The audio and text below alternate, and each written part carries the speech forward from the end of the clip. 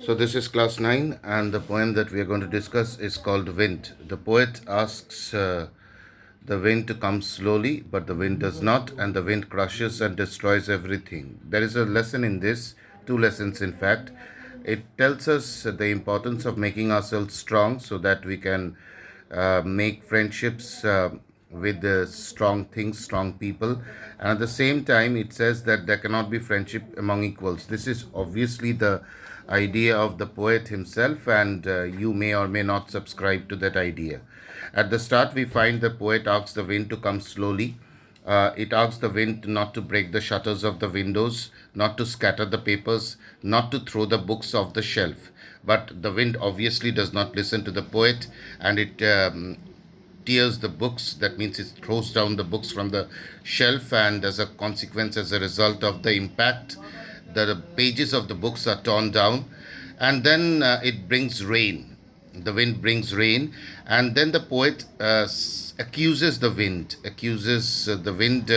and says that the wind makes fun of weak things, and then he gives a list of the weak things. Weak houses, weak doors, weak rafters. Rafters are the thing that supports the roof. So you have to understand this particular thing. It is not a cement roof. The other kind of roofs are supported by rafters. The things which form the support system of the rafters, you can find that if this is the ceiling, you can see this is the rafter, and then this is the rafter. This is a cement one, so you can obviously understand a tiled one, so that kind of a thing. Weak woods, weak bodies, weak lives, weak hearts. So at the start, the poet asks the wind not to break the shutters of the windows, scatter the papers, throw down the books, but the wind does that. And the wind makes fun, according to the poet, of weak houses, weak doors, weak rafters, weak wood, weak bodies, weak lives, and weak hearts. Finally, the poet says that the wind god winnows and crushes them all. Winnowing is a process in the field when, after the harvest, the grain is separated from the chaff, the dust. So this is a process in which, in a container, the grain is taken and then it's shaken, and then the grain falls down, and because of the wind, the dust is separated. You must have seen this kind of a thing where where the grain is taken like this in a particular container, and it is shaken so that the grain falls down, but the dust is separated. And then we find that the poet accuses the wind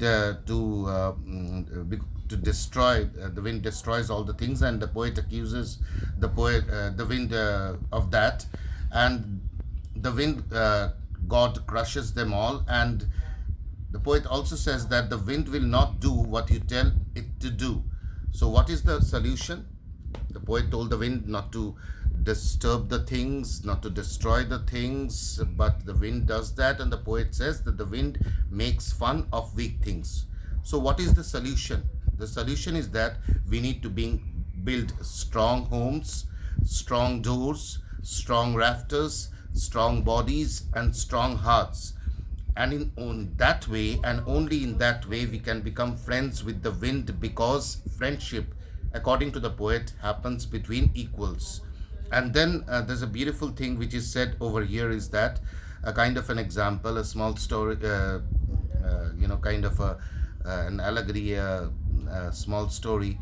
Not an allegory as such, a small story, which says that the wind, if it is a small fire, say for an example, you light up a fire with a matchstick, which you should obviously not do as young people. The wind comes and blows out the fire. But when it is a strong fire, the wind spreads it out. It cannot, kind of blow out the fire.